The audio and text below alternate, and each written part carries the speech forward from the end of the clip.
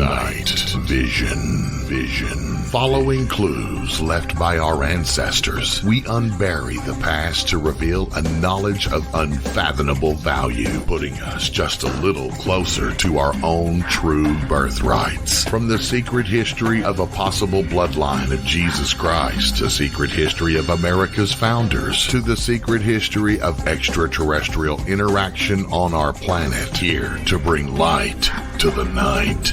Your host for Night Vision Radio, Renee Barnett.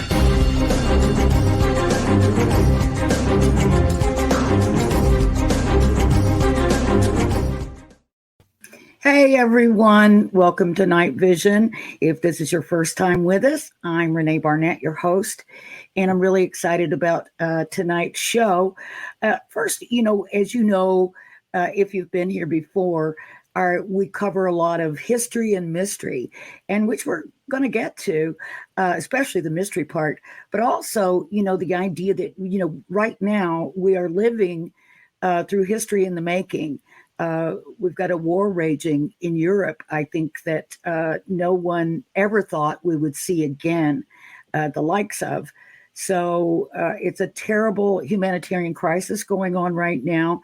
And it sort of bodes, we don't know what it bodes for the rest of the world, because I think no one expected this kind of an onslaught. So we don't really know what to expect next. I'm hoping that there's a silver lining. And so I'm going to bring up our guest. We're going to talk to her because she is a very well-known psychic and musician, among many other things, filmmaker, and she's also a good friend. So I'm going to bring on Danielle Egnew. Hey, Danielle! Hey! Hi! I tell you, I said, I got to have a dose of Danielle. Oh, I just God. need it. I need it. Lots going on in everybody's personal lives. We've been down with the pandemic for a long time. I think there's been a lot of issues that we couldn't have really predicted or known about, things that developed. Also, there are some positive things that have come out of it as well. I think it has inspired people to become more ingenious about how they do business. About how they connect with others and all kinds of things. I think some of those things will have changed some industries forever because they realize, we can do things a little bit differently and be just as efficient, cut our overhead and all kinds of things. So, certainly in the production business that we're both involved in, we found out a lot of things can be done remotely. And, so it kind of forced us to get our creative juices flowing a little bit. So in that way, that was a good thing. Of course, the horrible thing was we lost a lot of loved ones. And I can't imagine that there's not, everyone doesn't know someone or someone's relative that was lost because there were just so many people. But we do seem to be coming out of that a little bit now. And although they say that, COVID is something that is going to be with us, I think that they're predicting that it won't be anywhere near what we've seen, that it's just something we're going to have to be wary of, keep an eye on, and take whatever precautions we need to take. But so what in all this mess, what's going on, do you think? You got any insight at all to Vlad the Impaler? Oh my God, right? What's so sad about all of this to me is that when I was tuning into Vladimir Putin, to old Vlad over there, I was tweeting about this last week. I detected that his brain, let me back up. This is a guy, Renee, who is normally extremely calculated. Okay. Like this is a guy who completely prides himself on his chess games that last years with nations. And then he takes them all out, and it's so, every piece is so calculated. when I felt into this attack on Ukraine, this assault on Ukraine, in his brain, because, you know, you and I've talked about this a lot, right? Our brain chemistry, our brain is an electromagnetic organ. And as somebody who's wired, right, as a psychic, a medium, an angel translator, I pick up all the things person, you can feel brain activity in people. And what was so hardcore was when I tuned into Vladimir Putin at this point, he feels wobbly. Like I wasn't sure if he had a brain injury or he's got some kind of a dementia or he had a stroke. His response at this time, emotionally, it's so emotional. Like this, again, we go from calculated chess player to just like, I'm breaking up with you and I'm burning your country down. I mean, there's literally there's no calculation there. It's like a blowout and it's disturbing. So, you look at the Russian people, you look at the beautiful Ukrainian people, you look at all these people who are suffering because of whatever's happening. I mean, it's, oh my God. So I think it's rough. Yeah, I think a lot of the Russian people are really confused and have been taken off guard. I know I saw one story on the Ukrainian news today that this Russian soldier, they had him calling his mother, and he had been captured. He was calling his mom to let her know he'd been captured, but he was safe. And his mother refused to believe that he was in Ukraine. She says, no, Russia's not bombing Ukraine. Ukraine is bombing Russia. Oh. And he said, no, Mom, I'm here. And so it's very confusing. I know. And then I think the last free media has been cut as of today. Yeah. The guy's still broadcasting, but he's only able to broadcast outside of Ukraine. Right. Yeah. So, so now they're really cut off. It's such a shame because it is the Russian people who will suffer with all these ridiculous sanctions, which something had to be done. Right. Yeah. I don't know, people just say, we should just, go in there and bomb them all. And, but we're not in the know on all this stuff. Yeah. So, hopefully cooler heads will prevail. And, maybe there is. Now, my one thing was, they say that, okay, the Ukrainians want to close their airspace. They just want us just to do that, close their airspace, so give them a fighting chance. But basically, if we close their airspace, then what that calls for is for NATO forces and NATO pilots to have to go in and shoot down Russian planes. And then that, of course, the fear is that it'll really explode into World War III. Yeah. So I totally get it. It's like a damned if you do and damned if you don't kind of situation. Yeah. But it's hard to sit by and watch it happen in real time on television and know that, people are just literally running for their lives. It's just, it's heartbreaking. But, we have someone special who's dropped by, I see. And I'm going to explain. My good friend, Jacek Golsinski, is going to be joining us from Poland. And Jacek, along with our beloved night vision historian, James Martin, are working on getting help to the Ukrainian refugees in Poland. And I think there may be some other areas that they're working on too in James's group. James is working with the trade unions, the unionists that are in the United Union, where they're unionists all across the UK and Europe. And I believe there are also affiliated unions here in the United States. So they're all gathering up clothing, food, all kinds of things, that are needed, blankets, shoes, everything, because these people literally left with the clothes on their backs and they've got nothing.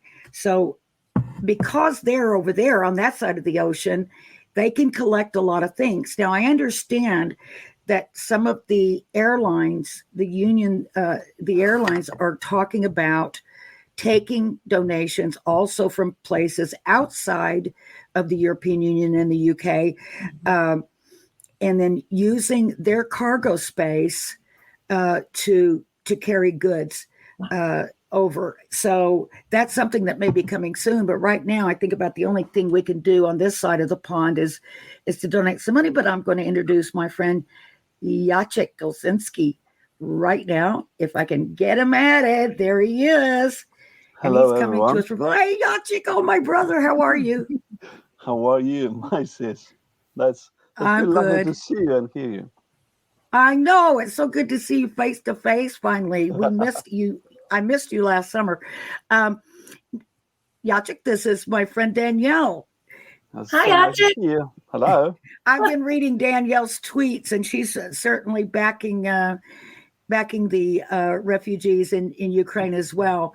Thank you. I was just explaining that James, in fact, if you guys don't mind, I want to read just a little statement from James, our historian here, and the group that he is affiliated with, and then we'll get into how people can help. And I want to hear a little bit too, Jacek, about what you're seeing from where you are and what you're hearing from your friends that are stationed there at the border. But this is from James. You all know James.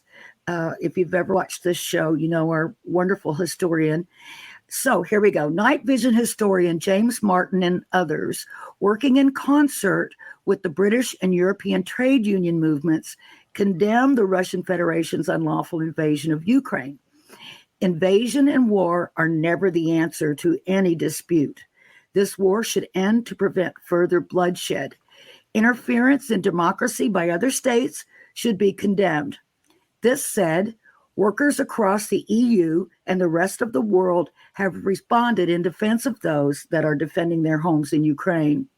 They have done so with the generosity in the heart of each of us in the human race. Evil will always be met by good.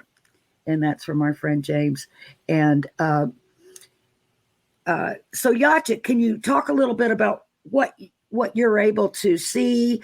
I don't know if you get any more news than we get here. I mean, I try to watch the news as much as I can around the world, but unfortunately, I have to listen to the English versions to really get the gist. But I am able to watch, France Van Cat, which is in English, and Sky News, but that's about it for me. So, well, I think that right now in the day of internet or era of internet and just online broadcasts all over the world, I think that you are quite well informed about everything what's going on right now. As I mentioned, the group of people, my friends, my close friends in Lublin, which is very close to Ukrainian border, and these are the guys that James is already in touch with. yes. So part of them, because they are multilingual, including Ukrainian, they go to the border, and they were many times translating for foreign journalists coming to the border. So I think that everyone right now knows exactly what's going on, but actually on our side of the border, because right. it is right now, it's getting more and more difficult to get to the other side, and it's dangerous. Of course, the journalists are going there. They are going with all those big patches on back and chest saying it's press. But, well, I think the part of the Russian soldiers, they just don't care. One of the ideas is that they don't care is shooting hospitals, shooting kindergartens, shooting civil buildings. And no one can say that they don't know.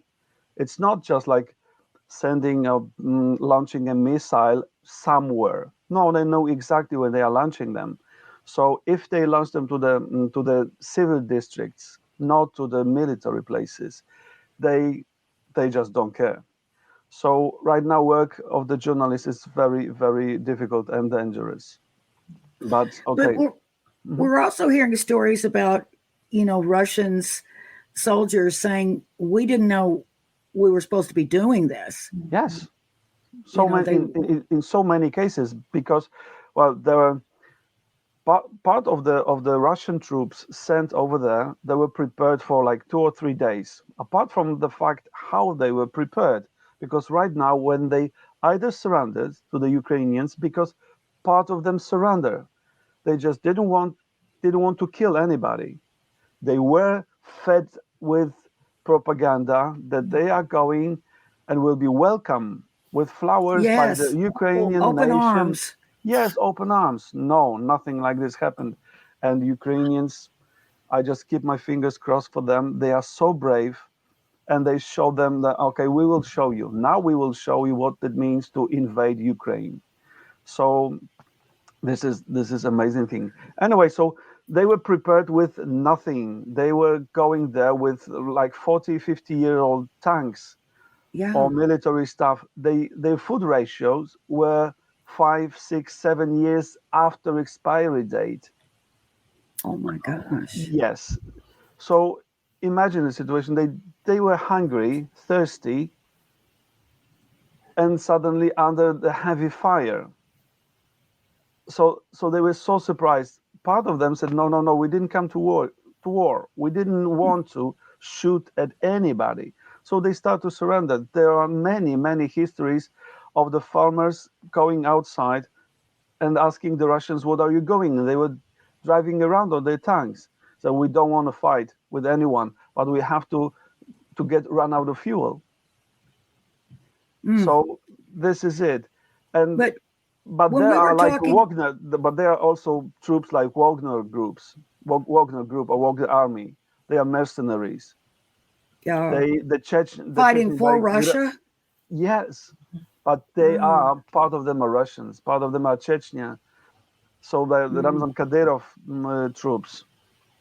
Are there a lot of volunteers coming in from different parts of Europe to help? Well, yes, volunteers. I think right now the number is about 10,000 people, but lots of Ukrainians are going back home. Well, you can see the Klitschko brothers. They are millionaires. Yes, but they don't care. They came back. Okay, one of them is the mayor of Kiev, but the other, well, and they are wearing the usual ordinary army stuff, and they are ready to die and to fight for the Ukraine. The other it's amazing. Yeah, so well, we had lots of Ukrainian people working legally in Poland in different companies, and right now the companies say, okay, you want to go, please do go. Some of the the really good companies, they paid them like 3 months salary in front. Go there, but please come back, okay? Stay alive, but we know that you are fighting for your own country, for your motherland. So yes, absolutely. And I think that hundreds of thousands of people came back to Ukraine to prepare for war. So on the border right now we have the two-side movement.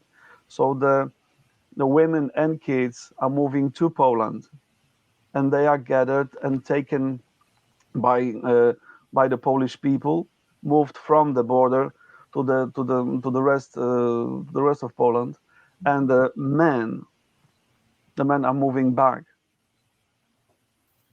to stand for the country. It's now, if people want to help, currently from the United States, am I correct, or countries outside of Europe and the UK, it's best at the moment to make monetary donations, right? I would say so. Because and then I think there's something in the works to possibly start taking some cargo over at some point, but that is not happening yet. So right now, if people want to help immediately, so if they want to donate money to your organization, now is it pah.org? Yes, it's Polish. It's Polish Polish Humanitarian Action. They are a long-lasting company. They helped all over the world. They were building water walls in Africa. They were supporting people in Bosnia, and well, they really last a long time, and they are very, very trustworthy. So that's the one. But this is General. That's very big company, and so they work like, if I may say, globally on Poland, for Poland and for Ukraine right now. The other that you will probably mention, Fraternité, is much smaller, right. but this one is exactly in, yes, funny. They don't only have the Polish version of the website. They will do it just in hours to make it work in English also, because they were not prepared for foreign help. So Right. but they are right on spot. They are right on spot. And now, is this where your friend? Is this the organization that your friend is with? That's there at the border. Yes, exactly. And is he a doctor as well? I forgot No, to he's mention not. you're a doctor. Yeah, I'm a doctor. Yes. No, he's specialist in economy and social and how does so in mediating and solving problems. And he is a university teacher. Very humble person, great person, well, close friend of mine. He has the Ukrainian roots. He speaks Ukrainian, Russian, English, German. Oh, wow. Yeah, very, very educated and very kind person, and very humble as well. So yeah. When we got in touch and said, well, Sergiusz, I can do anything for you. And then James contacted me. So I said, well, that's amazing. So it's so funny because I had contacted you as well. Yes. Oh, and okay. then James, unbeknownst to each other, we both contacted you right about the same time. I didn't know he was contacting you. And I thought, wait a minute, Jacek's there. Let me see. He'll know something, he'll know what can be done. And then I find out that he's contacted you as well. I said, yeah, I know. I just talked to him. I am flattered. Thank you, really. Oh, of course. I always think of you. But thank you so much. Now, what I'm going to do too, Jacek, is I'm going to put up James' email address because it's an easy one to remember, CaptainJamesMartin@gmail.com. And then he and I will go through any responses and get them to the right organization. Does that sound okay? I mean, certainly if you want to go directly to those websites that I just put up, especially Fraternité, because that is so easy, fraternité.pl/. So that is your group. And yes. Then we also have the PAH.org. And there's a special group. Any of those donations that you make, if there's a place to put a note, make sure you earmark it for Ukrainian people, help to Ukrainian people. I think most of these are already set up that way to go directly to the refugee crisis. But just in case, mark it if you can for Ukraine, just to make sure it goes to the right area. Yes, just if I may add something, due to, well, stupid or not bad existing Polish law, if anyone is donating even a single dollar, please put it's for Ukraine. Just as a title. Yes. Just in case for the legal reasons and yeah. Okay, we are in a That's a good idea. that so please do. Okay, absolutely. Yep, mark those donations to go to Ukraine, and that way they'll get where they need to be going and won't cause anybody else any problems. But thank you so much for getting up so early. I'm always dragging you on camera, but at least this time it's for a good cause. Yes, absolutely. For you, anything for you. Oh, thank you so much. Well, I hope to see you and celebrate our birthdays together this year, since we were supposed to last year, but you didn't show up. But That's okay. I was there in September. I couldn't get earlier. You'll owe me Polish chocolate. Yes, not only this. Give my love to Anya and the kids, please.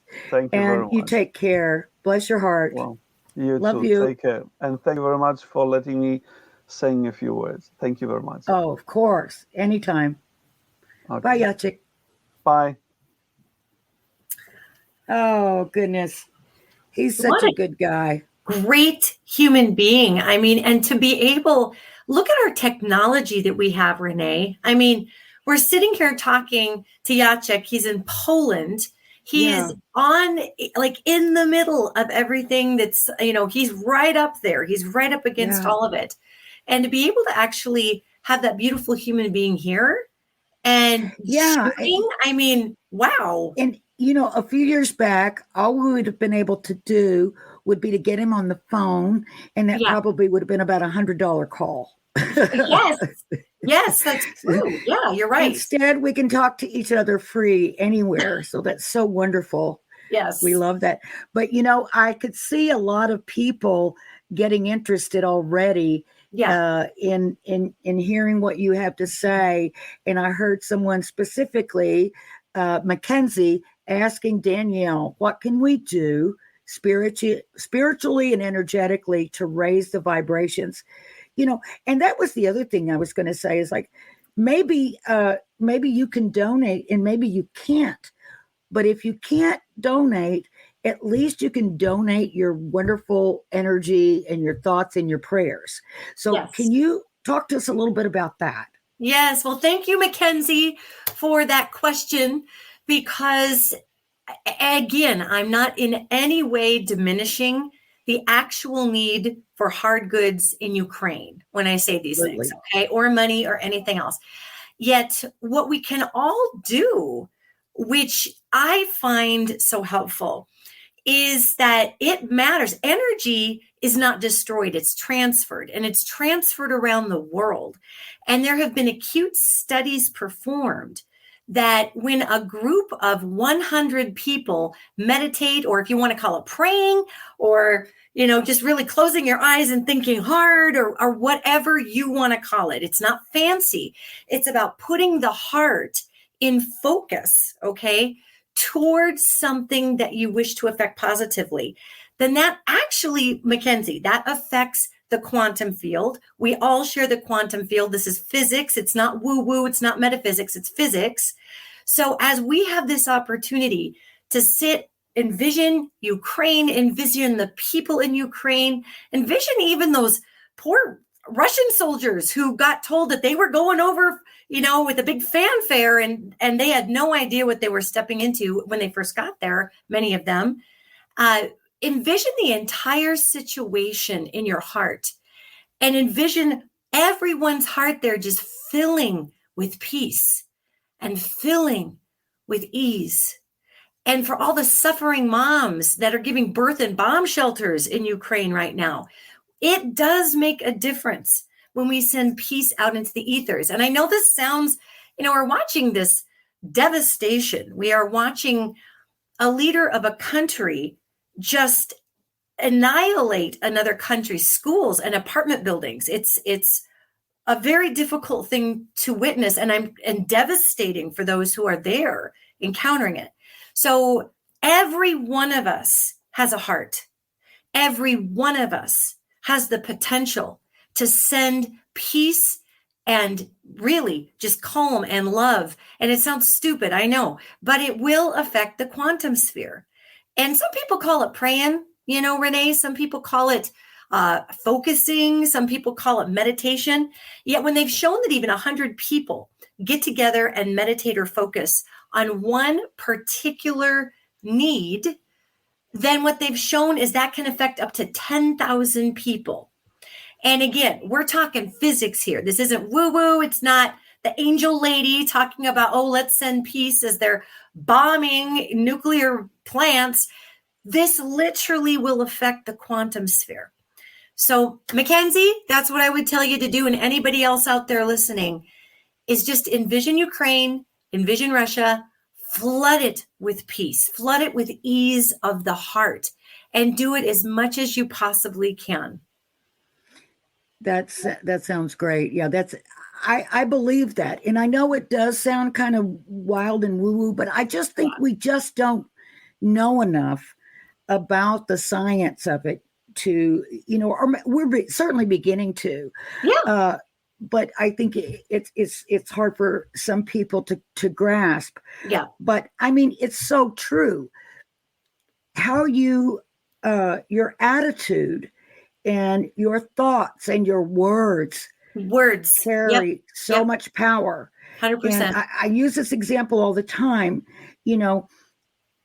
We all know people that when they walk into the room, they're so negative, it just seems like they suck all the energy out. But by the same token, we know people, got one right here in front of me, who when they come in, it's just like the sun rose and everything is so much better. That's because their energy is affecting you, and it's really difficult. I know I used to have a friend who, bless her heart, she was always so negative. And when I would get off the phone with her, I'd just be like, oh no, God. No. Oh no. But then I've had other friends and we just talk and chat and get into this and bounce ideas off of each other. And I just feel like, wow, I could conquer the world. Yes. So it does mean something. It really, we know that, when you make an act of kindness towards someone, it not only raises their endorphin levels, it raises yours. Yeah, it does. Yes. Anyone who happens to witness it. Mm-hmm. So these things go out like a pebble in the water, I think, and they just keep going. They don't stop. And so I think you're right. If the more people that could just focus on that idea, peace. When you were saying it, I was envisioning the Russian tanks covered in flowers. Yes. The Russian tanks covered in flowers. Big cartoon hearts exploding, people getting handed beautiful blankets to wrap around them that are pink and yellow and lovely and warmth. Anyway, I'm sorry, but that's great. I totally agree.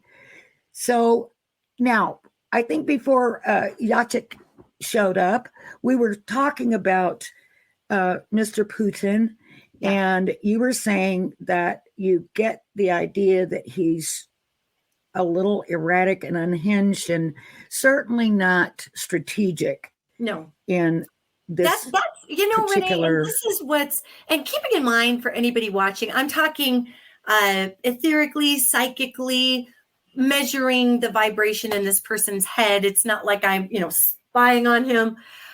We're talking psychically or vibrationally. And, the worst part about this is when a person has that much influence and something is not right. There's also a massive amount of desperation in there, such desperation. Yet I cannot stress this enough, Renee, and I don't even know that it makes a difference, but since we were talking about him, and the reason I say I don't know if it makes a difference, I wish I could call him up and say, hey, could you get that checked, buddy? Something's a little off on the noodle up here, but he probably wouldn't take my call.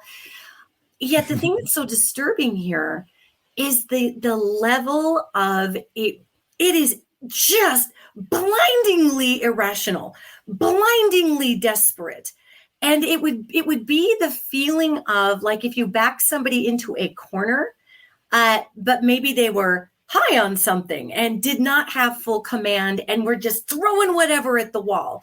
Or like, again, the closest equivocation I can get off of that ether is somebody who had like a breakup, like a really bad breakup, and then somebody goes crazy and burns down their ex's house and runs the truck through the front yard. It is like a click disconnect there. And I see many, many people around him in the Russian government that are not happy. They are not happy. This is going down the way it's going down. And I had to explain to my kid, my daughter, that, and we've got a daughter, my wife, Rebecca, and I, and she's 17. And she was learning. I did not know that. Oh yeah. I'm a bonus. Oh my God, a teenager. I do. She's the greatest teenager on the earth, by the way, honestly. Yet, it was a cool Capricorn kid, man. Yet one of her teachers at school is a former military person who teaches world history. So, he's pretty cut and dried about Russia and what they're capable of. And, they're learning about World War II the same time this is happening. So these kids have a lot in their heads. This is the Zoomers, Gen Z. And my kid has a pretty level head, she really does. Yet even my kid was kind of like, wow, this sounds pretty serious. And I said, well, it is. Yet it's a different world than World War II. It's a different world. And we are so globally interconnected financially.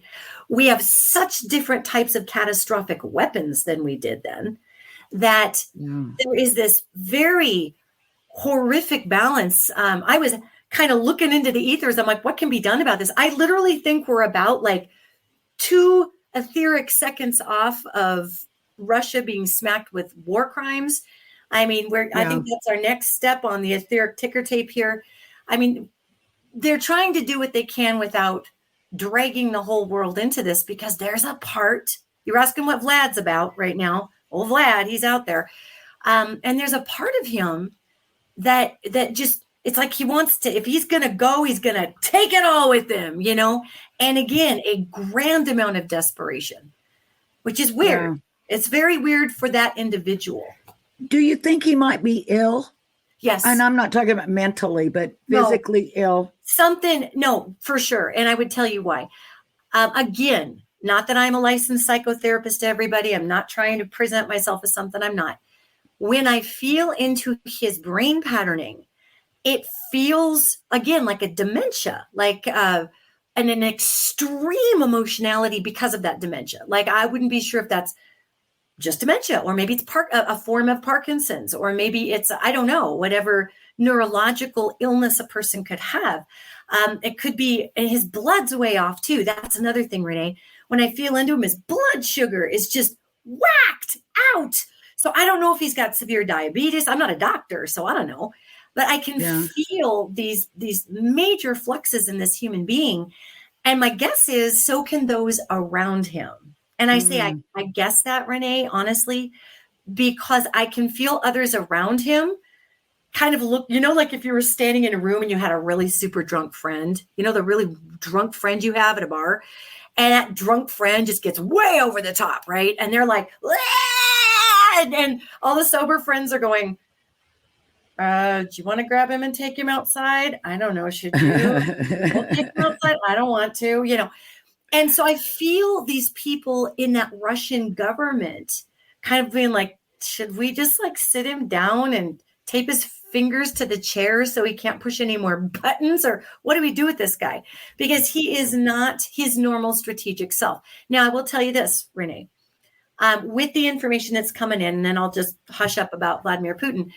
However, our intelligence in the United States, the UK, France, he's been hinting at this for a minute, this Ukraine action. Yeah. So this didn't come out of absolutely nowhere. Yet the part that I find rattling is how not his usual him that he is. So there's something way off the rails here. And the people around him know that.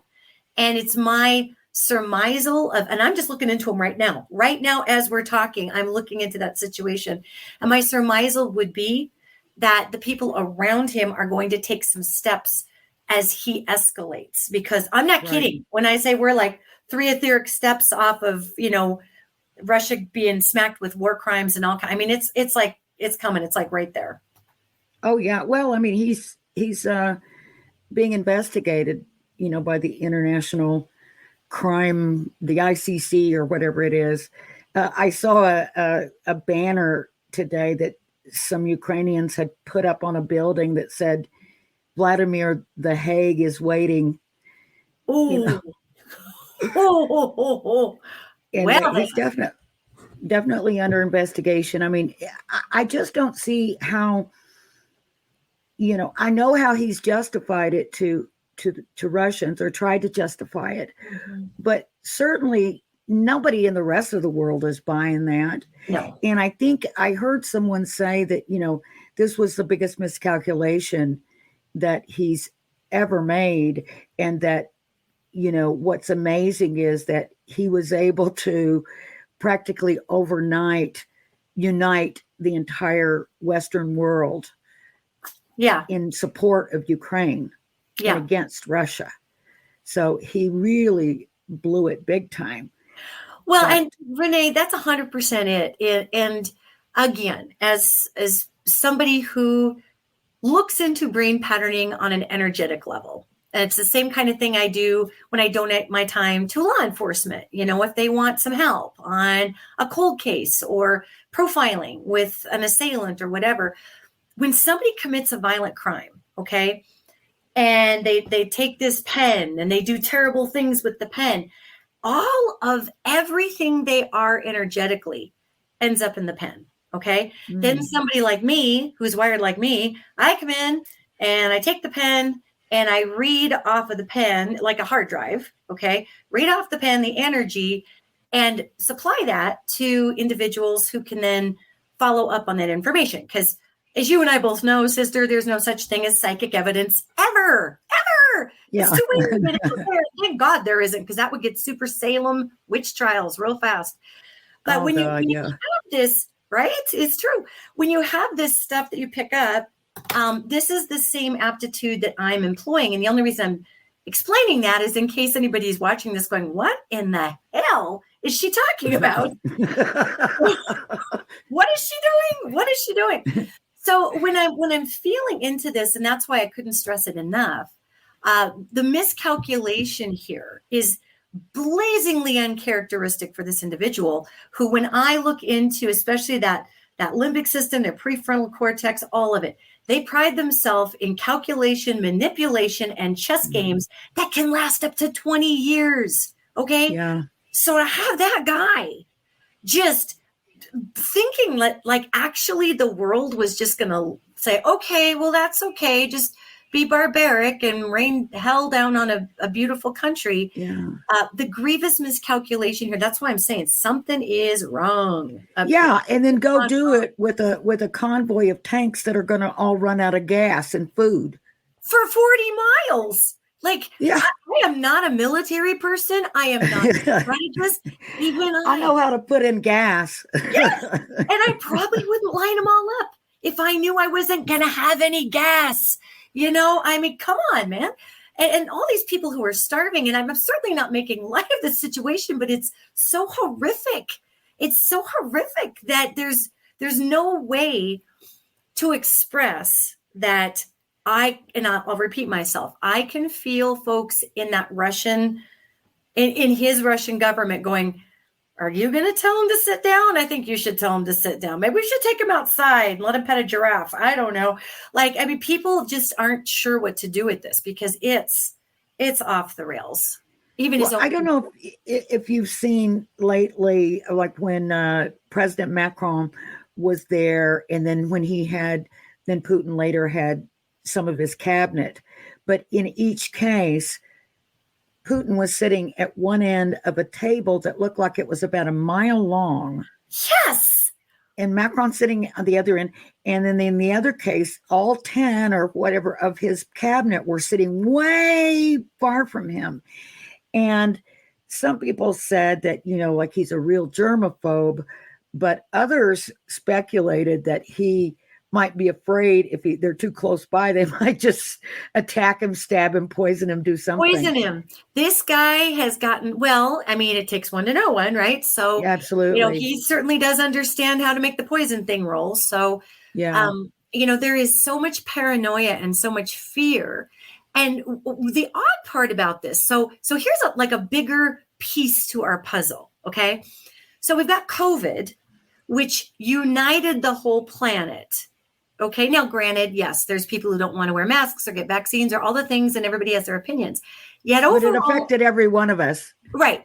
No matter what anybody thinks about anything, we all experienced this thing at the same time. Okay. Mm-hmm. And it united the planet in a way that the whole planet hasn't been aligned for a really long time, because we've not endured a pandemic in our modern days, right? And well, not since 1918, since the Spanish flu. So here's a united planet that's kind of used to working together and trying for the common good. Now, here's this individual that steps up during a united planet time frame, is as united as we get on this rock called Earth anyway, and then takes an action like this. And the mathematical odds of launching a just heinous military offensive while the whole planet is still in this let's all try to get better together vibration, that's right there. That's some kind of planetary spiritual lesson right there. And I am in no way suggesting that this is a lesson for Russia or Ukraine or any of that. I'm saying that the mathematical odds of launching such a flash out during such a unified time are astronomical. So what we're learning through this, Renee, is that look at all these countries, like you said, overnight, the world, I said, what was it? The world, except for like 5 countries back to, and that again, we've never had such a fast call to unity because we haven't had this blood. Look at this. Look at you and me right now. Exactly. We haven't had this ability to connect. So there is, I believe, an opportunity for grand growth in the middle of this absolutely unconscionably heinous action that's taking place and all of these lives being lost. And I think if people can keep our eyes, our hearts with peace and love, flooding that quantum sphere, flooding that place, pray if you're a prayer, pray, whatever, meditate. There's also, I believe very strongly, an opportunity for growth here where we do not let the fear drive us. Because if we let the fear drive us about, oh God, what if nuclear war happens? And what do bullies thrive on? Fear. And so it's, again, this is all about diffusing. It's about meeting people and not letting a bully roll over the top of you. And as I like to say up here in Montana, sometimes you just get to be somebody else's lesson. Sometimes you're the person that pushes the person in the mud because they were just asking to be pushed in the mud. They want a mud shove. All right. Yeah. So this isn't about just laying down and rolling over in peace, love, and harmony. Yet I do believe maybe if on a spiritual physics level, Renee, let's look at Vlad Putin real quick. This is a person who, if he chose to change his global modalities as a leader and took away some of his authoritarian tendencies, he could join NATO. Nobody said Russia could join it. He just can't do it right now, acting like Vlad the Impaler. They won't let him because that's a party foul for NATO. But nobody said he couldn't. He said he couldn't. So it's kind of like that Sesame Street song. One of these things doesn't belong here. One of these things doesn't belong. And at this point, it's Vladimir Putin's, if you can even call it a leadership style. It doesn't belong in this globe at this time. Right. And, I guess it's kind of interesting, but what I'm hearing is that maybe, because of the hideous pandemic that we went through, somehow it prepared us for this moment where if it wasn't for the fact that we can be unified. Even Washington is unified. Go figure. I know. It never happens. No. And so, but maybe we were just put in that place where we can deal with this now. Where, as before, we wouldn't have and couldn't have. And I 1,000,000,000% agree with you. And that's the portion that I was getting shown by that whole angelic realm, that we got unified. Everybody came together for COVID, right?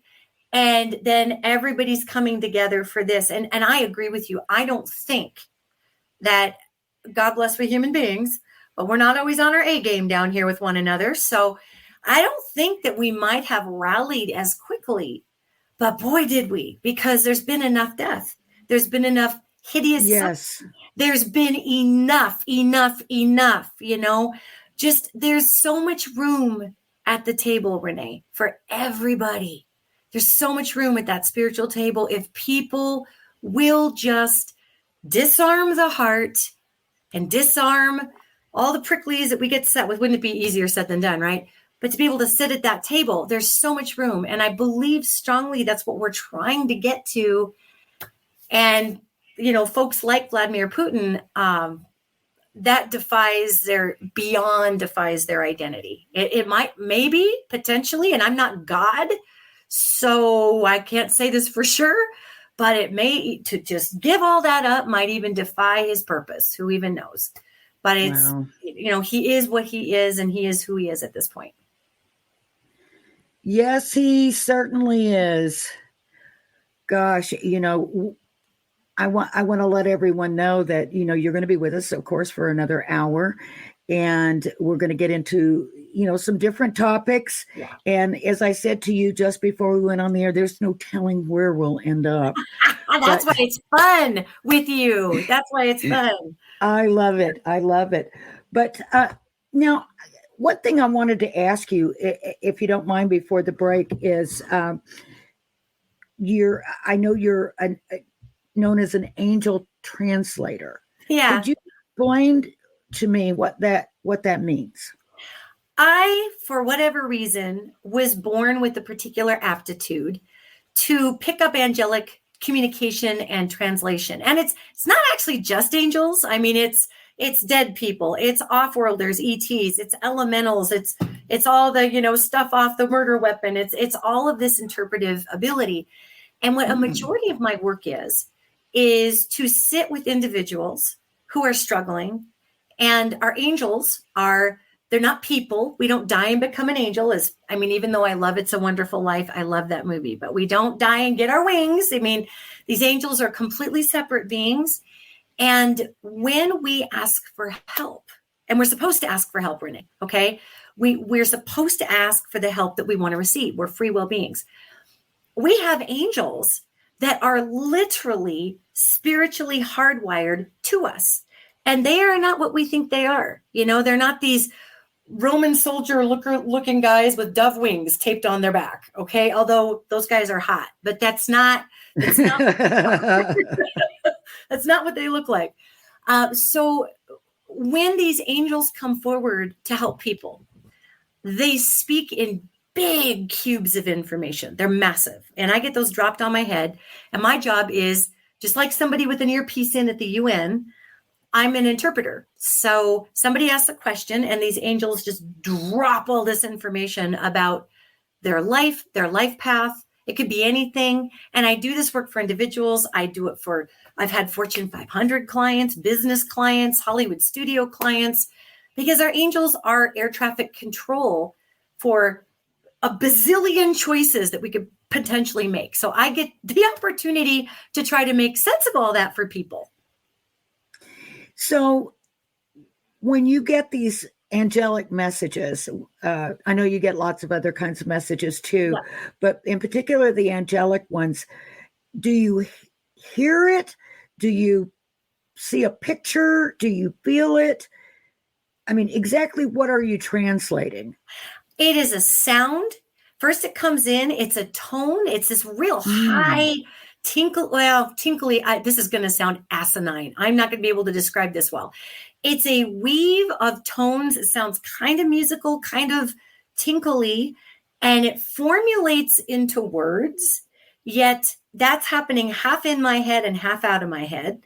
And the words sometimes don't come in the greatest order. And I think they're using my brain like a spirit box. Those spirit boxes? Right. Where ghost boxes, they'll just trigger words. And sometimes even a weird Yoda sentence or something. So these words will just fire off. Yet, as you said earlier today in our show, words have weight. And they'll trigger these words. So the sentence comes out, and I have no clue what the sentence, I'm going word to word. I have no idea where the sentence is ending. And each word is packed with backstory. It's packed with backstory. So oftentimes I'll kind of pass a sentence out and then I'll say, okay, well, what they're talking about is, and I humanize that. And that's the translator part. So I do feel it. They give me pictures. They give me smells. They tell me all about people's lives. I instantly get to know a person that I get on the phone with to do a reading for. I know their whole life. I know their whole backstory, their forward story, their whole thing, because I have a half an hour or an hour to assist them. So I don't have enough time to, I prefer to go out for a cup of coffee or a cocktail and hang out and get to know somebody, but I don't often have that time. Right. Yeah, well, I don't want to know what's going to happen to me. So nothing but fabulous things. Unless things. It's all good stuff. Yeah, all good stuff. But oh goodness, we've only got a couple minutes till break. But now, when you're hearing those messages, and you said you hear like a tinkly thing or something, do you also feel that? Yes. Is there any kind of an electrical type feeling, or like a buzzing or a vibrating or anything like that? Because I know it's got to be energy. So I'm wondering what you feel at the time. It feels like a kind of like a head rush, but to be truthful, I can feel the energetic vibration raise. Yet it's always been around me, Renee. So I'd kind of be lying if I was just like, oh yeah, I feel like a big jolt or a thing. Other people, when they've been in readings with me, okay, they have reported feeling hot energy at their back, or I'll mention the angel who walks with their heart has just come forward. And about that time, before I even get those words out, the individual is just tearing up. They're like, oh my God, I'm crying. I don't even know why I'm crying. And the tears are just coming because those angels affect their energy field. So do I feel electrified? I've been told that after we do like a shoot for Road Angel, which is this television show that's being shot around what I do. I want to hear about that after the break. Awesome. I am a bit high as a kite. Like I'm just like, because I've had people ring through me all day. It's a pretty awesome high, I guess. Oh my goodness. Well, we're going to take a break. And when we come back, let's talk about Road Angel. I want to hear about that. Awesome. We'll be right back. Stay with us.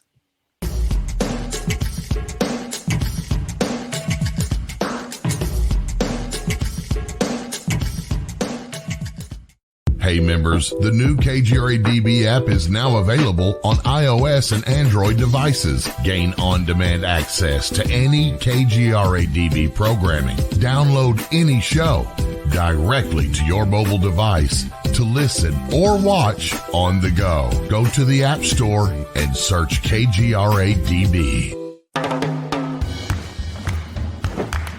I don't want to talk about it.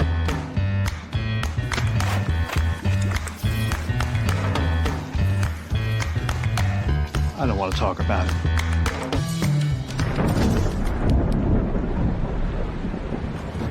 Families don't have to talk about everything, but they should talk about how to plan for an emergency.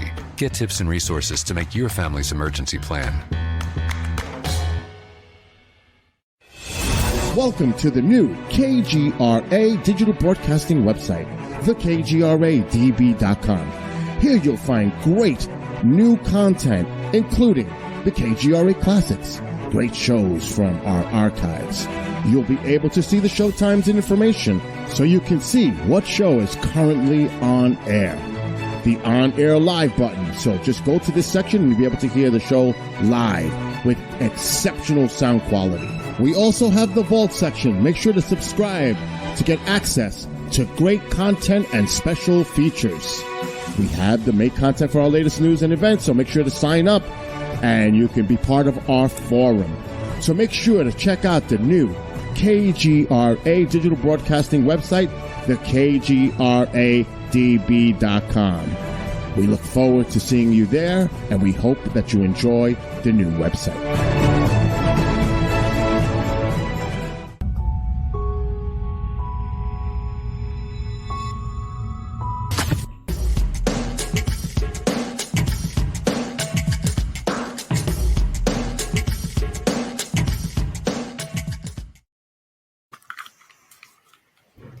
Hi, welcome back to Night Vision. Excuse me while I put on my headphones because for some reason my earbuds just stopped working. Oh, so I can't hear a darn thing.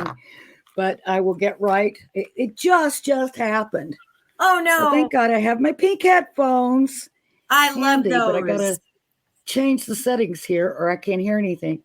So Danielle, you were talking about Road Angel. Yeah. And I'd love for you to tell us about that. That's a new TV series that you're shooting, right? That's correct. And we started shooting it 2 years ago, and then COVID hit. So we had like 2 years where we couldn't shoot, and then we could shoot a little, but then we couldn't shoot the rest. And I mean, the whole thing was just, it was hard to compile. However, the pilot is currently getting edited right now. And I got a chance. I did the voiceovers in the studio. Boy, was it yesterday, the day before? My days all bleed together right now, man. But it was really cool. I had the producer and director, Mary. She was Zooming in the studio with me and helping direct me for these voiceovers, which was super fun. So Road Angel is all about what I do. And I have a beautiful crew of human beings that make this incredible television show. Mary Erickson is the producer and director, associate producer, Melissa Siana. We've got an incredible crew of camera guys. And I apparently am, I am literally following angelic prompts from location to location. I'm getting told where to go. I'm getting told where to go by the angels. And I go, and then when I get there, I often don't really even know what I'm doing there. And I have to piece it together through helping people, through helping the area. And there's always this point to me being there. And we just shut up. It's really crazy. It's almost like more like shooting a live news segment, except for it's a TV show. It's a docuseries. Wow. And so we've got the pilot that's getting worked on right now. And we've got some options for a network home. And I'm not really supposed to talk about that part. But it's, we've got some really great stuff going down. And I'm very excited about the pilot being finished. Do you have any teasers or trailers online or anything that people can look at? Yes. If folks go to roadangeltv.com, there's a trailer up there and folks can take a look at that. It's really a great trailer. And I got to tell you what, this pilot, it was not what I expected, because Renee, you know paranormal TV and the whole 9 yards. I mean, that's your whole genre, right? And it's not like we cover ghosts, we cover angels, we cover off-worlders, we cover physics. I'm a total see NASA. I'm a total oh my gosh nerd. I'm a complete astrophysics geek. So we have a lot of science in there, and we have expert geologists come in and really amazing indigenous consultants because we're shooting in Montana. So we've got a lot of indigenous people, that we're covering, and who better to talk about that than the actual, indigenous Native American folk who are experiencing what they're experiencing. So it's a really tremendous show. I'm very, very, very proud to be part of it. Oh, it sounds so good. Now, so can you share with us maybe just a little piece of a story and like how it sort of developed and you found what it was you were supposed to be there for? Like what types of things do you find that... Well, in this particular pilot, without giving away the ghost, thank you, I'm here till Thursday. But there's, it was in a town that I have gone to a ton for music, because I'm also a musician. And there's a lot of, I'm playing in this pilot episode. I get to play my guitar. Renee, I get to just be me in this TV show. I'm just me. That's all I am. I'm just me doing what I do. And so when I got up to Red Lodge, it was kind of challenging because, not gonna lie, Red Lodge for me is a party hut. Okay. It's where you go do tequila shots, you play a great show, you're up there with the skiers. It's a beautiful ski mountain up in the Beartooth Mountains. So I was a little weirded out that my first stop was supposed to be Red Lodge. And I'm listening to these angels and they're saying, okay, Red Lodge, we're going to, and it was this big thing to go to Red Lodge. And I'm thinking, what the hell? Are we going to like solve the ski lift problem in Red Lodge? What are we solving here? But without giving the pilot away, it turns out that there was a lot more that in that place than I was even aware. And I got an opportunity to assist some people who had some personal issues. There was so much that happened in this pilot, Renee, that we couldn't get all of it in the pilot. So we're going to be editing freestanding little pieces. I ran into a gal in a bar there and just started reading for her. And it turned out that her husband had just died and she was looking for guidance from the universe. And I happened to be down there. So that was huge. That's not in the pilot. That's something that would be a freestanding piece. Right. And the one tiny teaser I could give you is I did get to talk to a spirit.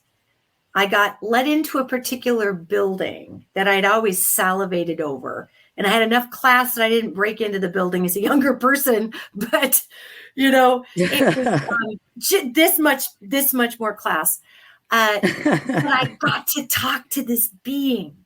And so that was really fascinating. And subsequently what happened because I spoke with the actual being. So that's the teaser I'll give you, but there was a lot more to the episode and it just ended up being really powerful. Way more powerful, Renee, than I thought. I didn't know why the hell I was up there. I didn't know, but it ended up being pretty amazing. It seems like the most amazing things happen in situations like that. It's like, I know just recently our historian James that we were talking about earlier, he went to this one place that he wanted to go explore. It was supposed to have been like a Knights Templar site. Yeah. Well, they couldn't get in. So because they couldn't get in, they ended up stumbling across this little church and it had these unbelievable things in it, that, Templar markings and all kinds of things. And as it turned out, one of our friends' great grandfather was buried there in the church in the crypt. His name was on the wall and everything. It was just really wild. Wow. And so it's like they would have never gone to that place had they been able to get into the place that they had originally been trying to go to. Yeah. It just seems like that's the way things happen sometimes in the most unexpected places and in ways. Yeah. But, in thinking about, and I don't want to keep dwelling on war and all that stuff, but I was thinking about how I know you always are in communication with off-worlders, including ETs. So I wonder what it is that they are thinking, saying, doing about our situation, if anything at all. Now, I've heard other people say, they don't interfere. But do they? Do they help? Do they? They can interfere if we, the monkeys, get into the matches too much, Right. They're going to step up and go, oh, no. There are documented, Maelstrom, I'll just speak for Montana, okay, because that's where I am. I live in Montana. And Maelstrom Air Force Base, right, it's up by Great Falls. And Great Falls is in the middle of the state, basically. And Maelstrom, back in 1968, had quite a number of documented sightings of craft that they were orbs. And Maelstrom because you have to understand, Montana, Wyoming, and a portion of South Dakota, that's pretty much where the nation's nuclear arsenal is. If we ever have a nuclear war, I will have about 15 minutes to pour myself a tequila and sit in the back and wait for a shock ring of all those bombs hitting Montana. Honey, don't worry about me. I won't feel a thing. I'll just be like, poof, I'll be gone. Yep, you'll be gone. I'll be gone, honey. Me and my tequila. That'll be it. So when we're looking at off-worlders interfering, in 1968, of course, we had the Cold War, and then we had the arms race and all the things. The first one, and then we had another one in the 80s. And Maelstrom reported that when they were doing missile tests and these missiles were shooting off and they're tracking the missiles, and keeping in mind, these missiles move at about 5,000 miles an hour. They're hauling them. They're going. there would be this little orb, this silver orb that would come in and fly around this missile as it's flying 5,000 miles an hour. Right. And it's very controlled. And they would see what looked like lasers or beams, or this isn't 68, okay, 67, 68, that were hitting that nuclear missile. And then the warhead just fell right off and hit the ground. And they just cut the warhead right off and it fell down. So they're not going to allow us necessarily to obliterate the planet, only from the perspective that when we blew off the first nuclear bomb, when we were doing nuclear bomb tests, before we even dropped the bomb, God bless it, on Japan, okay? Already, when we crack atoms like that, it ripples subspace, okay? And again, it's a physics thing. We're not the only universe out here. We are it's like a multiverse, you know? We're a universe here, and then there's another dimension here, and then there's another multiverse here, and there are hundreds of multiverses, thousands even potentially. I can only keep up with there's about 100 of them that I can keep up with, and then I got too much of a pea brain. But when you're dealing with the off-worlders, when we rippled that on a particle level, on a subatomic level, that also vibrated a lot of multiverses all the way out. And that type of explosion, you have to remember that our off-world cousins, they've had a little more time with this kind of technology, right? So they're not splitting atoms and trying to run them into each other. They're like, that's bad. That's bad. That's bad. That's bad stuff. That's real bad. That's real bad. Don't be doing that. You're rattling the multiverse. Don't do that. That's bad. So they did pay attention to the fact that we had this much knowledge of nuclear activity, but we have zero knowledge of the fact that we are rattling the quantum sphere. So, I mean, I think that they would probably step in to do something only from the consideration, Renee, and I'm sorry this is such a lengthy answer. I apologize. Oh, no. Yet, I think they would step in to do something, especially the folks from Sirius AB. When I'm yik-yakking with those guys, they're our terraformers. They're the ones that we can trace back to the pyramids and any of the 8-sided pyramids. People think they're 4-sided, but they're actually 8-sided. That's the Sirius AB system marker. Okay. So those are the folks that really don't want us rippling the whole quantum sphere. Those are the ones who had the little sphere going around everything and dropped everything down. And I think they would probably do something, because the bomb that we dropped on Japan in World War II, that bomb was the detonator load for the old Titan missiles.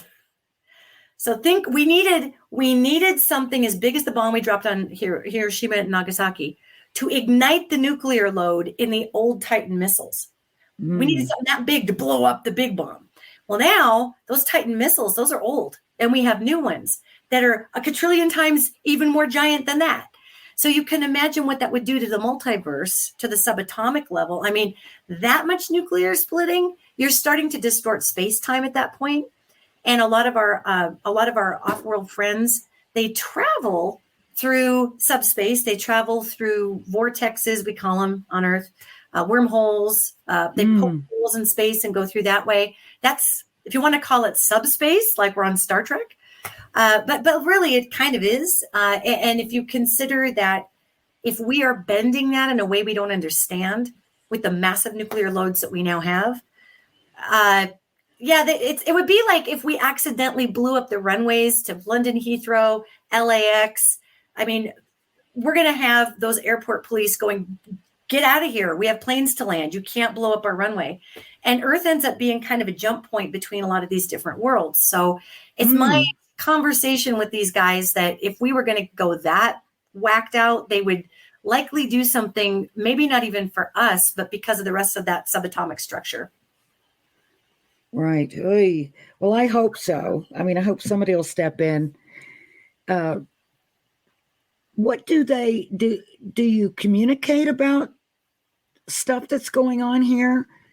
Do they comment about it at all to you? Not really. I mean, this is where this gets weird, Renee, because you think, why the hell would an advanced species not come try to help us out? Okay. Fact of the matter is, they try to help us out all the time. And they're already working with certain world governments. And supposedly world governments were going to come out and make things better and bring green energy in. And then the old financial bug came through and just sank all of that. So a lot of people are being inspired. There's nothing that says that our off-world cousins cannot broadcast energy through this quantum sphere, that maybe, Renee, you pick up this great idea for an amazing green engine, for a car. Or a 17-year-old kid all of a sudden figures out how to clean up the oceans with, the tip of his pen or something, and we get a lot of these inspirations that do come through that quantum sphere, not only from the angelic realm, but from these civilizations that have been around. Some of them have been around 4 and 5 million years longer than we have down here.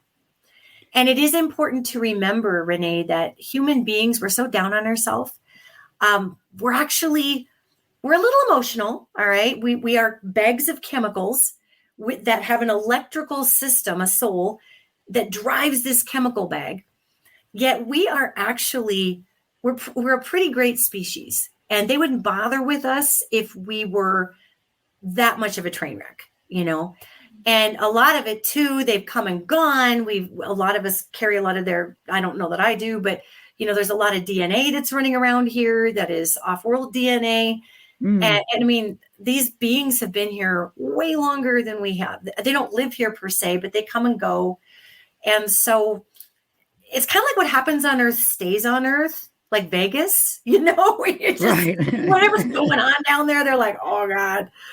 But I mean, I think most people are probably pretty aware that it would be ludicrous and a mathematical impossibility, not improbability, impossibility, that the only life that exists in this vacuum is us. And that's just not true. It's not true. Yeah. And, of course, we know that, our entire, solar system is relatively young in terms of the universe. So there are other planets and other peoples that have been here billions of years longer than we have. So, of course, we could learn something. And of course, it'd be too arrogant to think that we have no idea how many planets or even how many solar systems are out there. So why would this be the only one? It makes no sense. Yeah. I mean, if Occam's razor ever needed to be applied, this is the place. Yeah, because, for sure. And so, but what's happened instead is that someone made a joke about it. So if you ever talked about, I saw this or I experienced that, you'd get laughed out of town.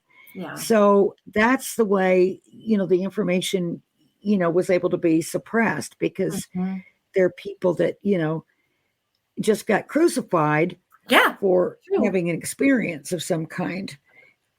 But I think that's all changing, I believe.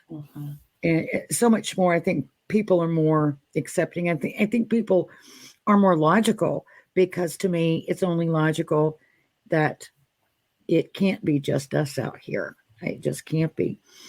Well, and that's the best part about it is it's not us. And, your question was, do they interfere? Could they interfere? Would they interfere?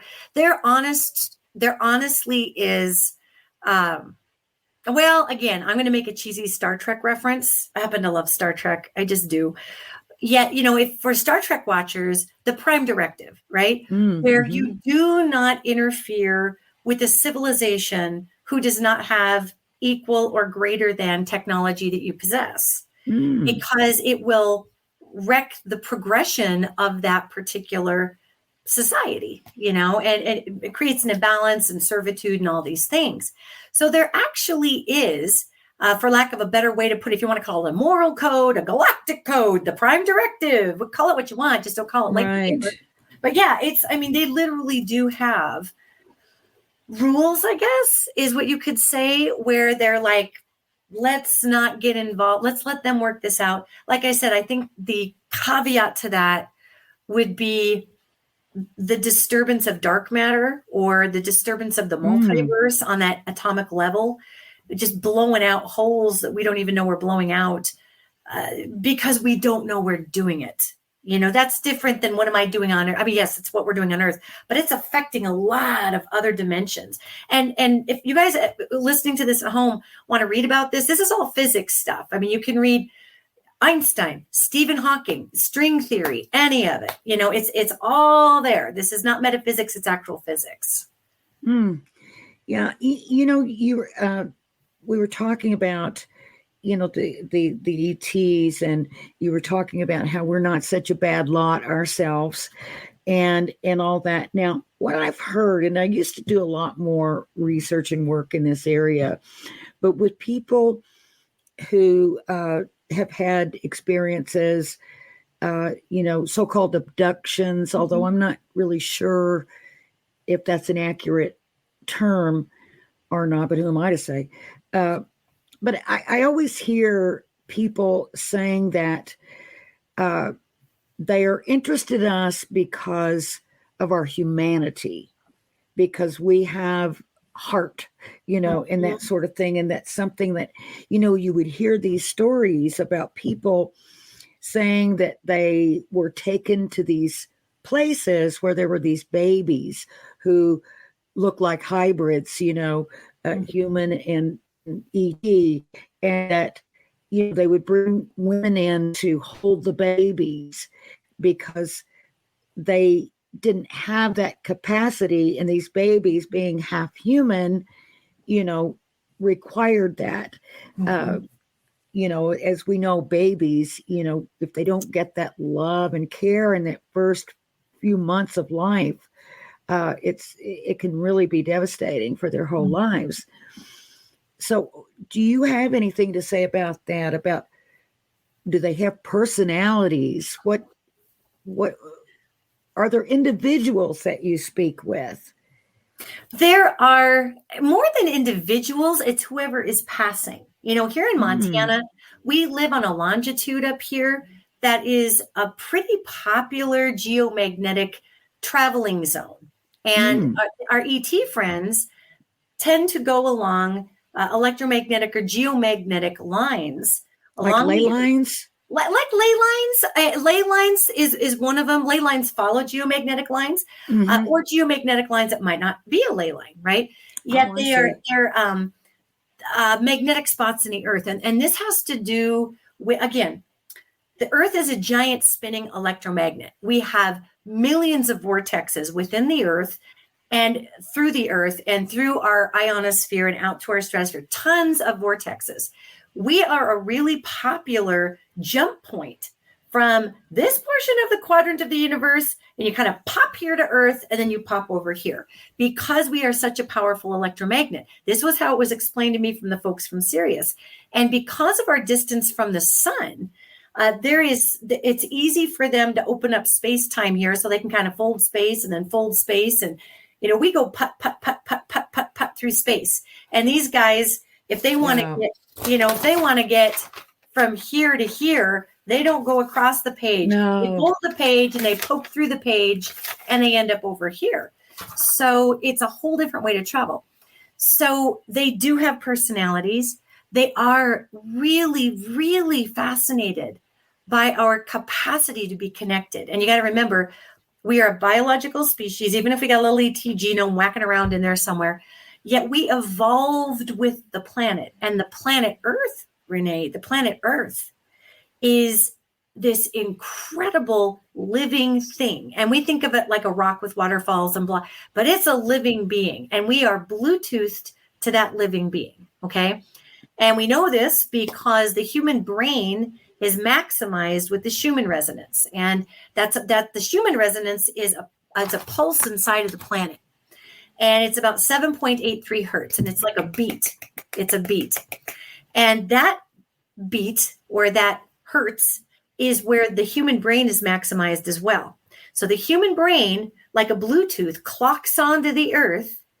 And when we can just have that clock that's solid like that, we're healthy. We have cellular regeneration. We have all of this amazing happy brain chemistry. So our ET friends are fascinated about the fact that we are naturally empathic beings. We feel the earth. We feel each other, right? We are the universal empaths. Now, the clair gifts, clairsentient, clairaudience, clairvoyance, that tends to be more of the gift sets from our folks from Sirius AB. They're the quantum seers. They're the ones that like to get out there and jazz it up a bit. There are other alien races or ET. I like to call them aliens. I feel like that's racist. They do. They've been here longer than me. We might be the aliens. Yeah. Seriously. Hybrid. Hello. Anybody with the prefrontal cortex? Hybrid. Oh. So, I mean, here we are wandering about. So they do have personalities, yet they are profoundly intrigued by, they care for one another. They love, but we're a fascinating chemical mixture of electricity and chemistry and spirit. And they just study this connection because they don't have that same kind of connection. They don't have the same physiology straight out. Right. They're fascinated by our selflessness in a pinch. Like people at the very last second will try to save one another. Right.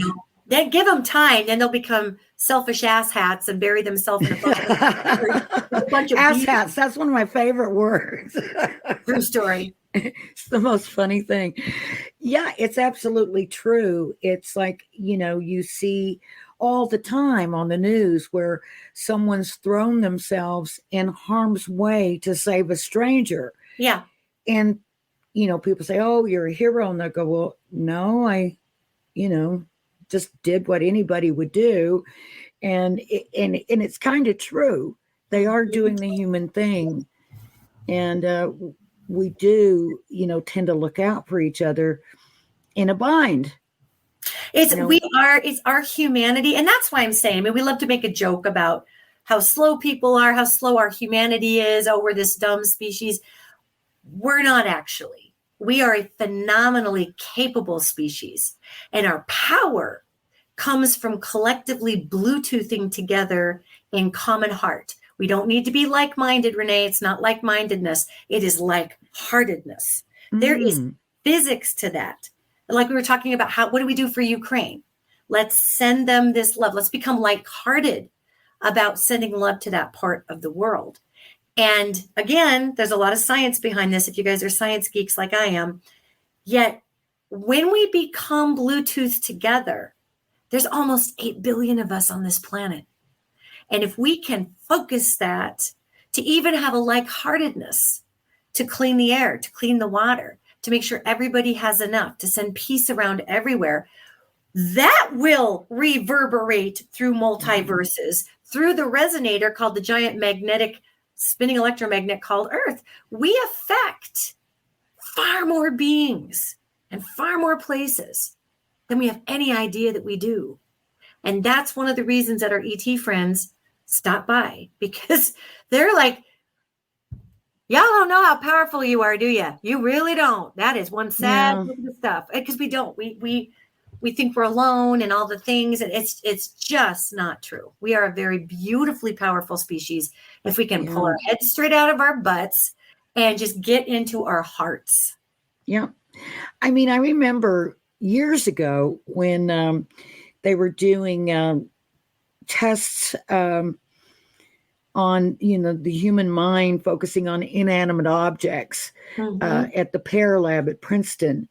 And they were coming up with some amazing results on how people could think and affect something, move a meter or actual cause a physical change of some kind. I mean, if that doesn't tell you that thoughts are power, I don't know what does. But it's like, I wonder why we just, as a society, don't really get that. And it's so easy to, and somehow seductive for some reason, to get into a negative spin about things and, rant and gripe, and then, just see the dark side of everything rather than the other side. I don't know why we as human beings, have a tendency to make that slide, when, if we could just keep our focus on a positive level, especially toward each other, then, things would actually be better. And it's just such an easy thing to do. It's such a simple thing to do. I think that's one reason why people think it's not anything. Yeah. It's like, oh, how could just thinking, do anything? But we see, people in wheelchairs and other medical equipment that operate it using their minds. Yeah. They think it and it happens. Yep. So it's like, come on now, let's get a grip. We are powerful. We are so powerful. And to your point, people think telepathy is not real. People think that Bluetoothing to the earth, and I say Bluetoothing like in the same way that we would Bluetooth a receiver to our phone. Right. Let me, that's an electromagnetic impulse. Okay. And that's the one we can measure.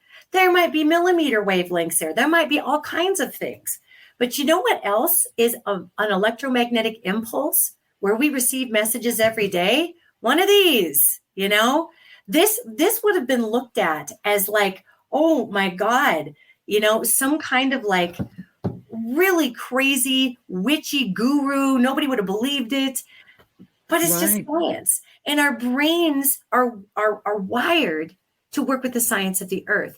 And, to your point about why do we go negative, we got to remember too, Renee, that the human race has been victimized and traumatized and has been on the other side of a mindset of lack and limitation and victimization for tens of thousands of years. So we've got DNA in us that is trauma. It's trauma DNA. Just like there's two kinds of fear, right? There's psychological fear and biological fear. And if I'm walking in Montana and a grizzly bear comes out, I'm going to experience biological fear because in my genes, somebody way back there got eaten by a bear. So I'm going to look at that bear and go, oh my God, a bear. Now, I might think of going hiking and get really scared at the idea of a bear and then make up a million other things, and the theater of the mind takes over. And it's the psychological fear that we convince ourselves is what keeps us safe. And of course, fear can keep you safe for sure. Yet we've become, I believe, and it's when I talk to these angels, they talk a lot about trying to liberate people from this identity of helplessness in this quantum sphere, because words have weight, thoughts have weight, and we can change the ethers around us by changing. It might not happen like, bewitched, tinkle, tinkle, tink, bam, it's all different. But we literally can, and like you said, there's a ton of studies about this, change those ethers by changing our mindset. Yeah. And it may take a minute for our physical world to align in that way. This is proven again and again and again. And here's my favorite example of this, okay? So back in the day, see, I'm a musician and I'm a audio engineer and I'm a producer and all these things. I got a acoustic sciences background. And back in the day when I was a younger person, I was a sound designer for a gaming company. And one of the companies that I worked for was making gambling games. Okay. So I was a sound designer. I was doing these sound canvases for really elaborate Keno games with stereo stuff. And I mean, it was, wow. It was That's fun. Interesting. Right? It was fun. And we had a computer that would run Keno games, like a million of them in like a 24-hour period. I mean, it was just running them, just brrr, it was grabbing data to see if there was a glitch in the game. And you could see a glitch, like if a bunch of numbers were coming up all the time or something like that. Well, what came out of these millions of quickly generated games is that it was 100% random. Now, this is where this gets awesome. The only time you would see a machine hit and win and win and win and win and win and win and win was when a human being was playing it. Right? Because that person was like, I'm winning. I'm on a winning streak. And then they'd win and they'd win and they'd win and they'd win and they'd win. But the human was the variable there. The mathematical algorithm with just the computer never, ever showed a winning streak. Never. So that is the power of the mind, especially when you're dealing with this kind of stuff here. We got a computer. It's all electromagnetic. Yeah. That's why what we type to each other online matters, because we are taking, if I'm gritchy and angry, then I'm taking all my gritch and I'm pounding it into the keyboard, and all of that energy is being magnetized and blown across the planet and into space, because they're going through satellites anymore.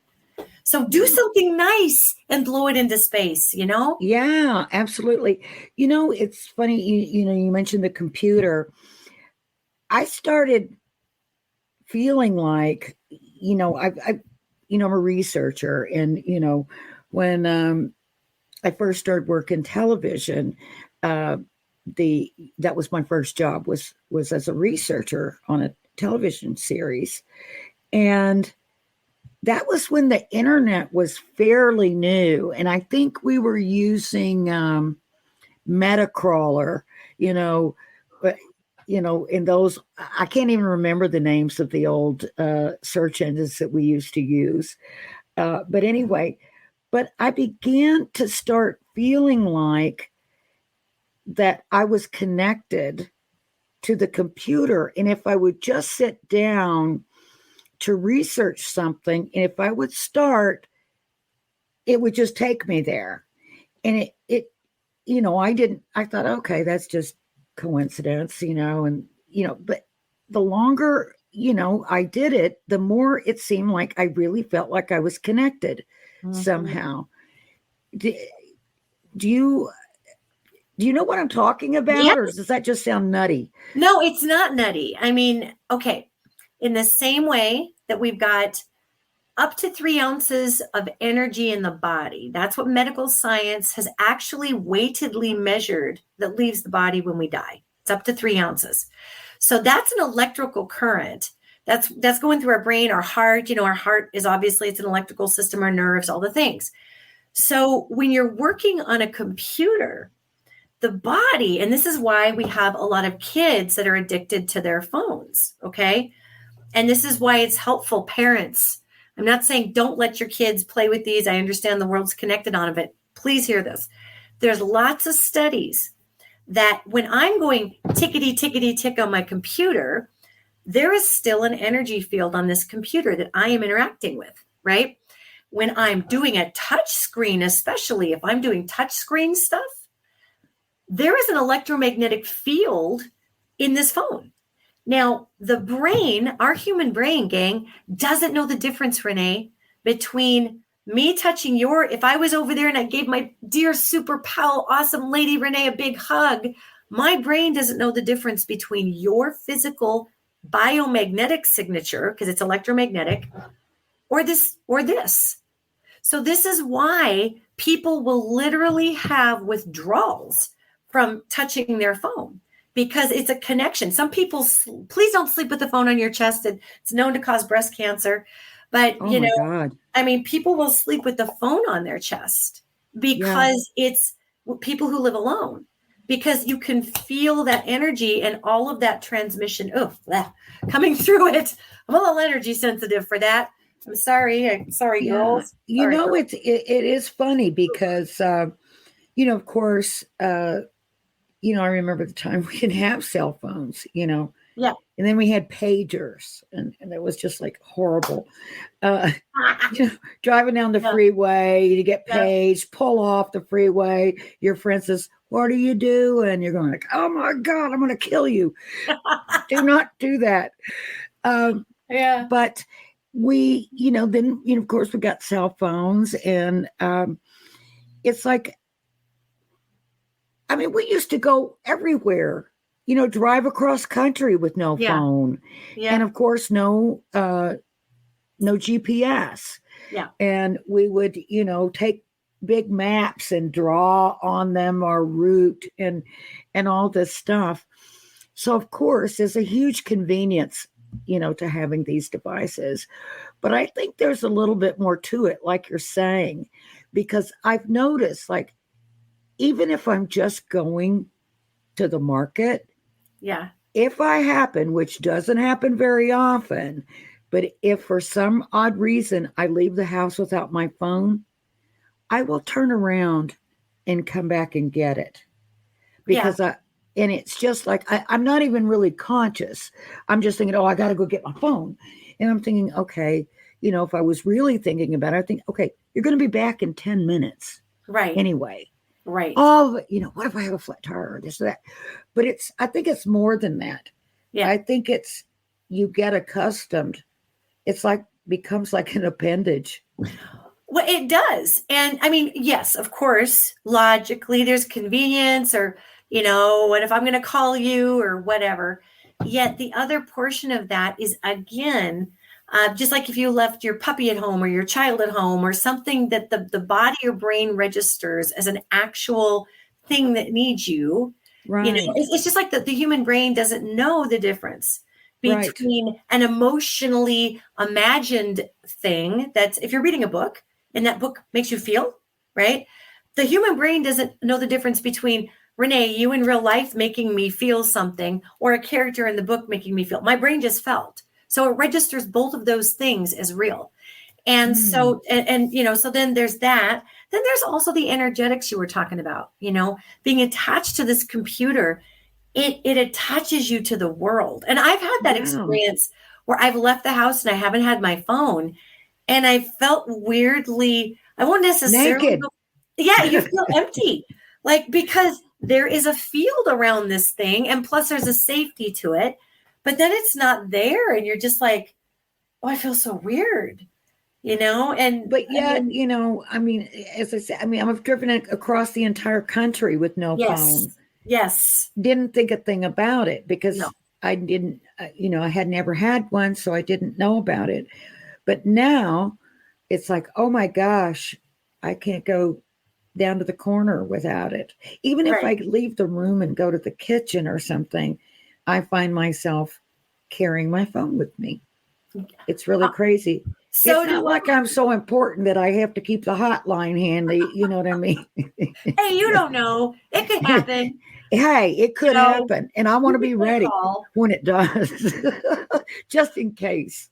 But I do that same thing. I mean, and granted, I don't do Zoom readings. I do phone readings. Mm-hmm. And I've had people say to me, why won't you do a Zoom reading? And the reason I won't do a Zoom reading is because the energy of these angels, when they come in to do this, really, really disturbs bandwidth. And it may or may not interrupt the Zoom call. And then you got to call somebody back, and you got to call them back. Now, a telephone, you're not pushing as much bandwidth through there. Okay. So they can come all the way. And every once in a while, they dump the cell signal. That dumps. And they got to call people back.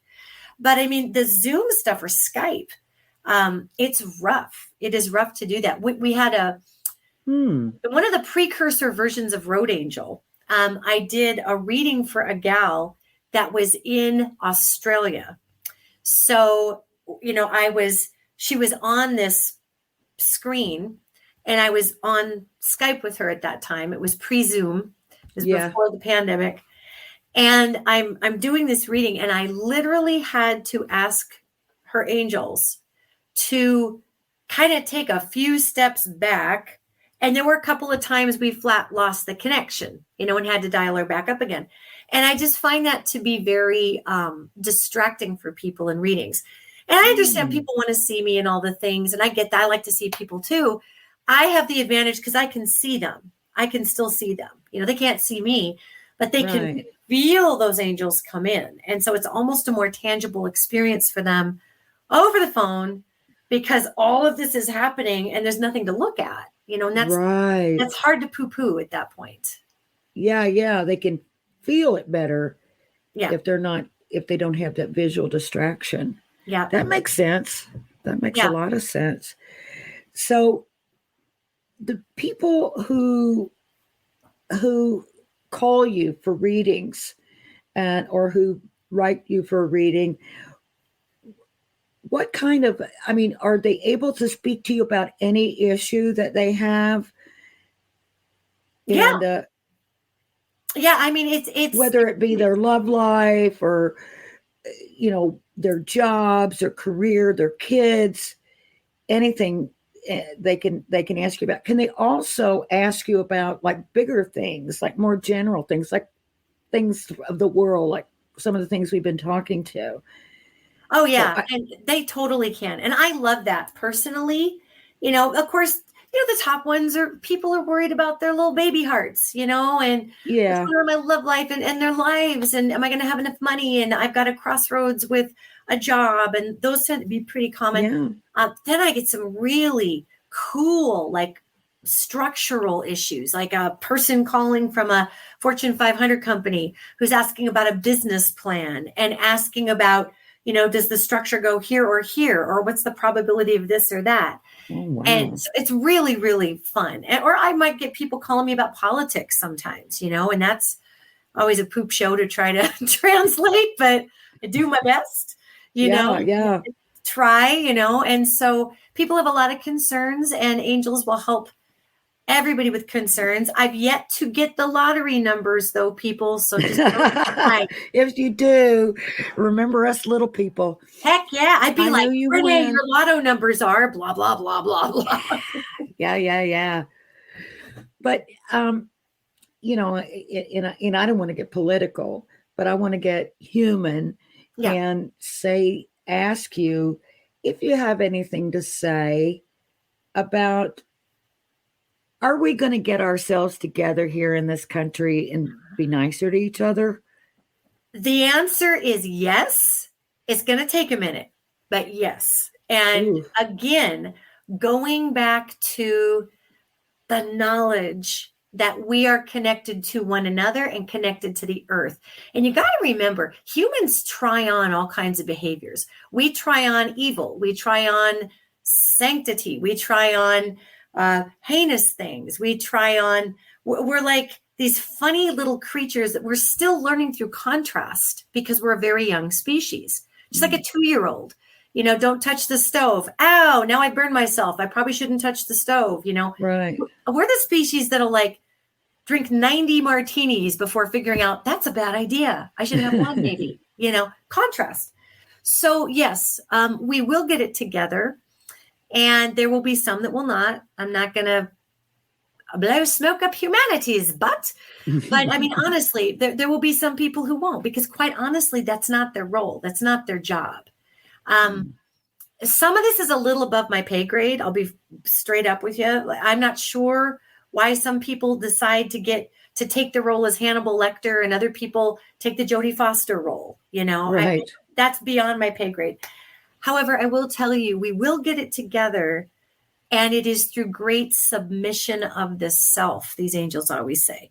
And I don't mean like, I'm submitting to an authoritarian thing. It means that we're having to look at our guts and realize that we're all human. And we get it together by understanding that the victimization and the limitation of the old world that forged the old world, that it's not sustainable with almost 8 billion of us. And we do figure this out. There are pockets of people in the United States, Renee, that they just fight. That's what they do. They're across the spectrum. They're across the board. And so there will be those who do that. Yet they are a minority. Yeah. The majority of us, again, we don't have to be like-minded. We don't have to be unified of thought. We don't have to be the freaking Borg, okay? Yeah. Like-hearted. And it will be necessary, actually, Renee, for us to be like-hearted if we're going to survive.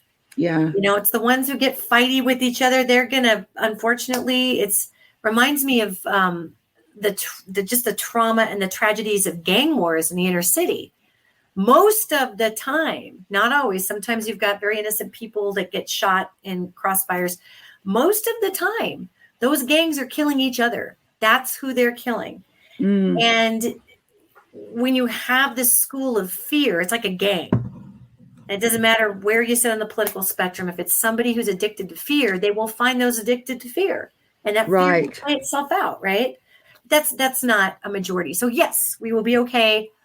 Lots of elbow grease, lots of hard work, lots of getting our crap together and reevaluating our priorities. Yet it is the predominant outcome. Yes. Well, I'll take that. I'll take that.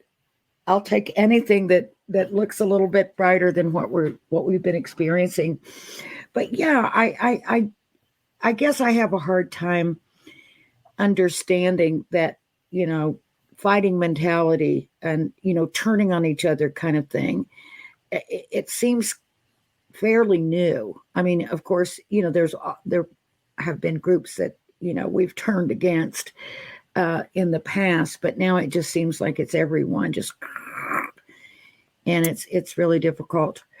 But hopefully that's going to get better. Now, do you have anything to say to the audience that you've learned about the climate issues?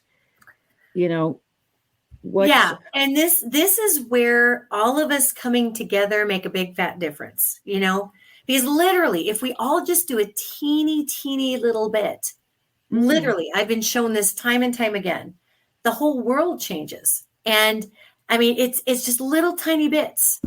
The whole thing changes.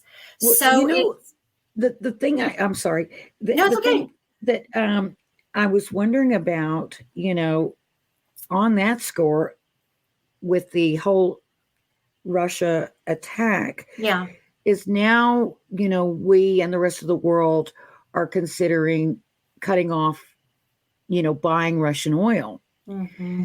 So what that says to me is, okay, we got to go into our reserves big time, but we also got to get off our butts and get, green energy. We got to get other energy, sustainable energy that's not going to get used up.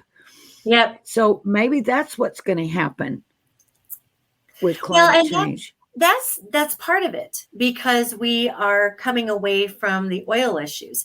So climate is huge. And back to our off-world friends, they've been trying to pump us ways to just draw energy out of the air. Tesla had that. All those patents were seized out of Tesla's lab because we still want to use 100 and some year old infrastructure system in America that's just beyond antiquated. We're running power through lines. 40% of that power from Hoover Dam out to Los Angeles is lost in the air. It's lost through the friction of power lines. It's just, wow, what are we doing? So we do have a lot of positive climate augmentation is the way I would put it to you. And it's because, like you said, if we're not buying as much Russian oil, we're having to figure things out. And I think about the poor Russian people that are on the other end of these economic responses. I mean, these people are like, what is happening in my world? Which, wow. So we do have quite a bit of, in the next, really from now till when I'm looking at it through the ethers here. I would put it like now till maybe 2024, 2025.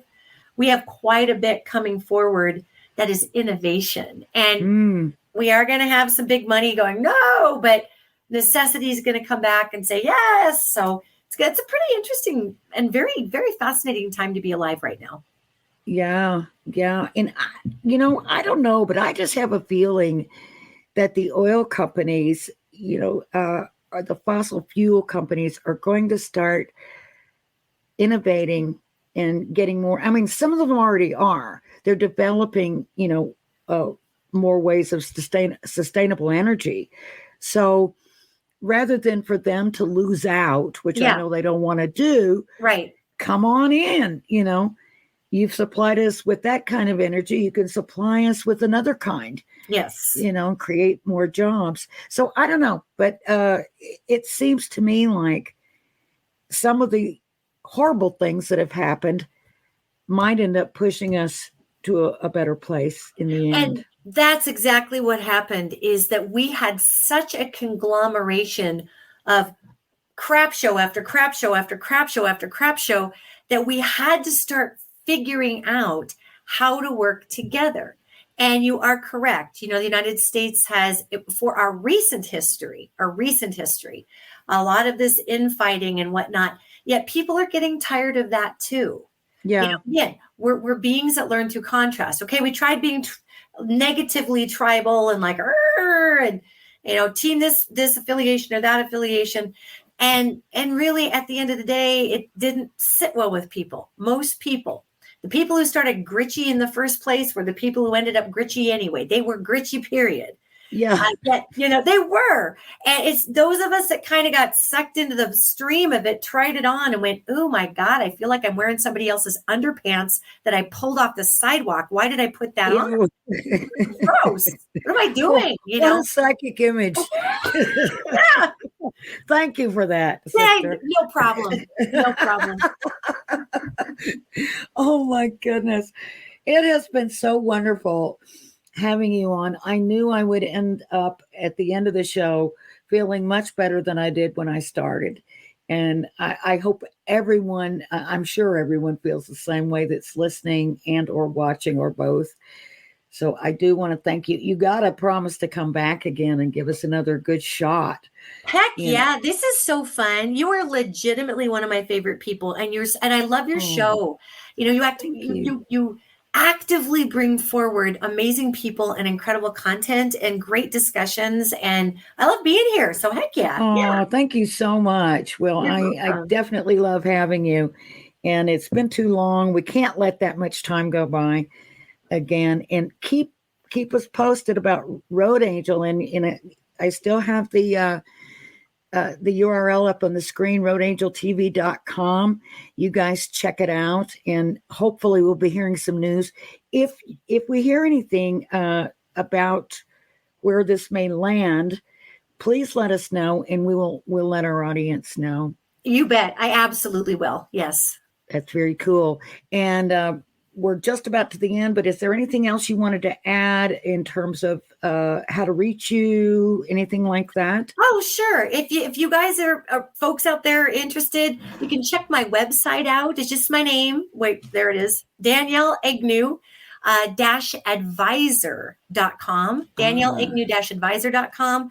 You'll see all kinds of links there for scheduling a reading. There's information on Road Angel. I have a podcast called Insight Radio that you can subscribe to. It's a weekly podcast, hour long, gets into all these things like off-worlders and climate and all the things. It's very cool. Also, if you go to my Facebook page, which is just facebook.com/Danielle Egnew, or Instagram Danielle Egnew, Twitter Danielle Egnew. I've got a new music single called Blue Jean Reckoning. And so if you're on Apple, iTunes, Apple streaming, if there's anybody left on Spotify after everything that shook out there, Pandora, Pandora, you can find Danielle Egnew, Blue Jean Reckoning. And I'm very proud of that single. It's about people coming together. So you can find me all over the place. You're just all over the place. I am. Can't miss you. Google her. You'll find her. Yes. Thank you so much, Danielle. And thanks everybody for listening, and keep those positive vibes going, not only for Ukraine, but for all of us. Yes. Take care, everybody. Yes. Good night.